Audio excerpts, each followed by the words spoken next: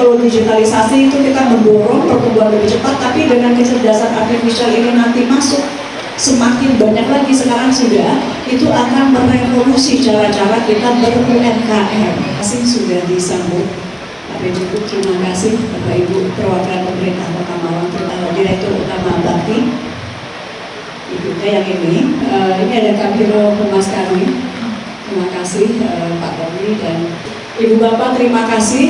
Ini kita tadi janjian sama Pak PJ, kita poin-poinnya aja kita jelaskan begini. Tapi ada beberapa pesan yang ini kita tahu sentra yang waktu konsisten, meskipun kemarin ketika COVID kami juga menerima laporan banyak yang kesulitan, tapi terus bangkit, berusaha bertahan, dan hari ini semua terus semangat. Tepuk tangan dulu.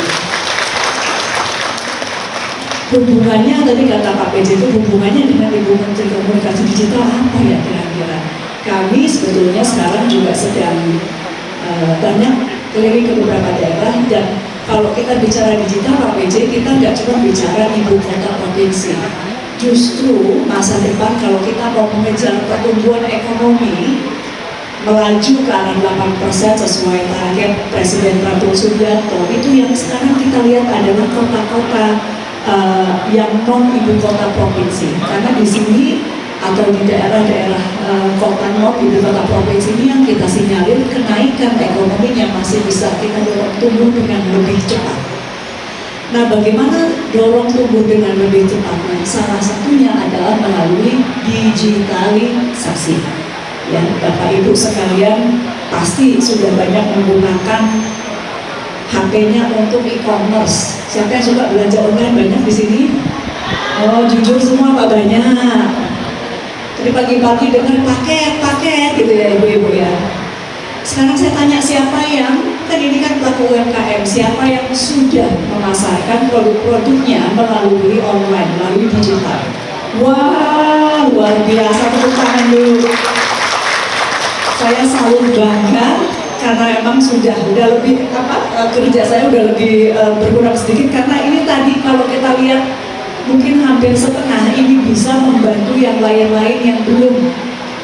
Kalau di digital itu ibu kita bukan saingan, tapi kita berkolaborasi. Kita percaya dengan digitalisasi market atau pasar kita sangat luas, sehingga caranya bertahan, caranya masuk ke digital adalah beramai-ramai. Jadi bukan satu-satu tetangganya, nggak usah UMKM sebagainya. Kita kuatkan di Moyo Pak ya, tadi sama-sama ini terdigitalisasi sebagai satu klaster, ini malah gaungnya akan lebih kuat, dan keramik adalah barang yang lebih mudah mencapai pasar internasional. Ini juga sudah ada pasar internasionalnya. Itu ya Bapak Ibu ya. Kalau yang jualan makanan biasanya kan agak sulit kan, harus cepat ya, tapi kalau untuk keramik apa ini tentu sangat cocok dengan digitalisasi.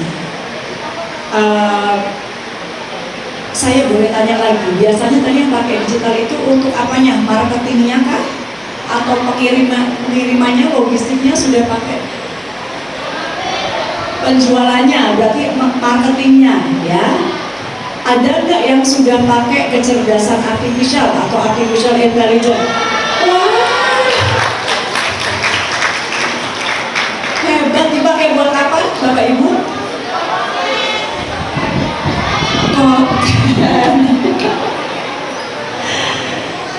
Kita juga ingin, karena kecerdasan artificial ini juga perlu kami sampaikan bahwa ini teknologi yang akan merevolusioner banyak hal termasuk UMKM. Jadi kalau digitalisasi itu kita mendorong pertumbuhan lebih cepat, tapi dengan kecerdasan artificial ini nanti masuk semakin banyak lagi, sekarang sudah, itu akan merevolusi cara-cara kita ber-UMKM.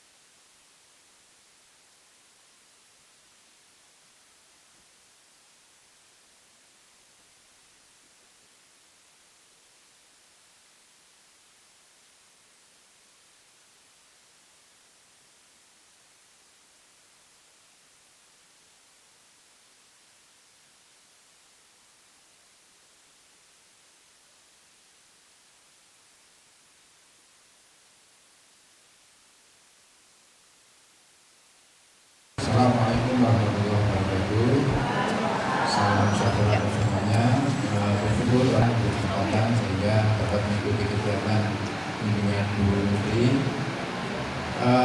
Kami mewakili teman-teman edukasi keramik, termasuk kami memanfaatkan ruangan ini. Ini saya informasi.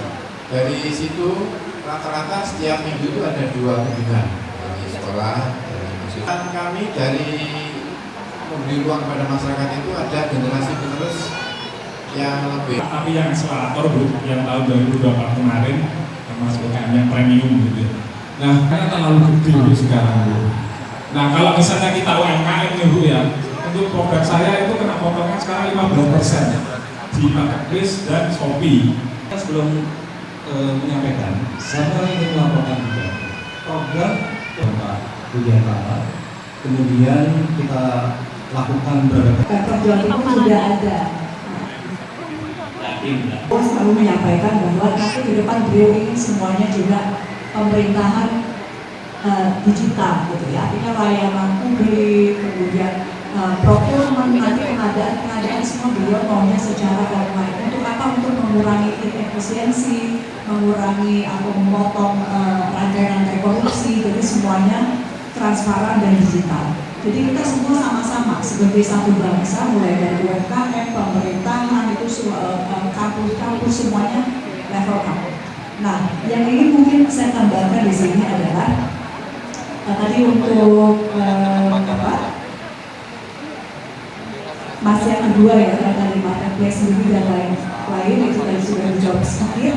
Nanti kita akan dorong lagi, setahu saya juga dari Kementerian UMKM mungkin juga akan membuat marketplace sendiri untuk merangkul UMKM. Namun demikian menurut saya ya kita naruhnya ya bisa di mana aja ya, dipakai semuanya, yang punya Pemprov, yang punya pemerintah pusat, yang swasta, namanya jualan. Nah tadi itu saya sepakat bahwa perlu pendampingan karena teknik berhadapan dengan marketplace itu ada seninya sendiri.